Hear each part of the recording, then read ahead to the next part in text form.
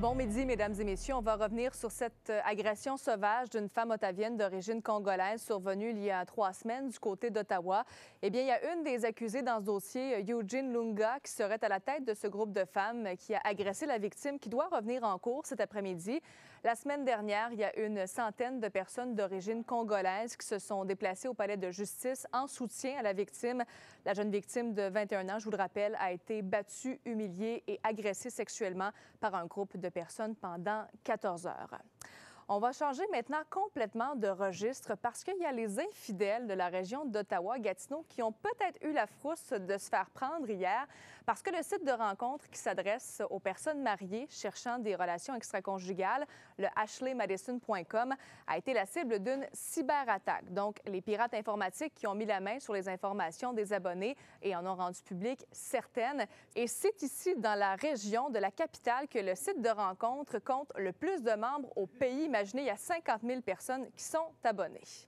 À Gatineau, les Olympiques pourraient bien s'être trouvé un nouvel allié. Capital Sports Management Inc., une filiale des sénateurs d'Ottawa, se serait officiellement inscrite au registre des lobbyistes du Québec, selon le droit. Ainsi, des discussions avec la ville de Gatineau pourraient être entreprises pour la construction de 2 nouvelles installations récréatives. L'équipe des Olympiques de Gatineau pourrait trouver un nouveau toit.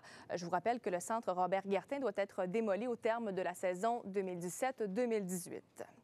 Il y a des citoyens qui ont déposé une plainte contre la conseillère de Gatineau, Denise Laferrière.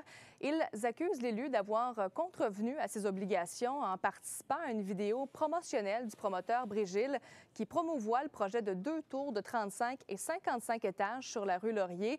Les 4 citoyens qui ont déposé la plainte en vertu du Code d'éthique et de déontologie des membres du conseil municipal ont envoyé la lettre au ministre des Affaires municipales, Pierre Moreau.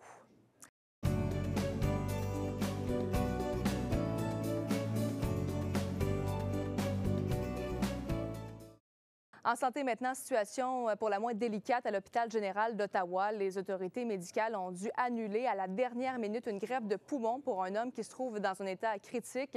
La famille du patient James Reed, un homme de Loxville de 46 ans, ne comprend toujours pas pourquoi les autorités ont changé d'idée à la dernière minute. Et justement, on vous demande aujourd'hui, avez-vous signé votre carte de don d'organes? Rendez-vous au tvagatineau.ca pour voter.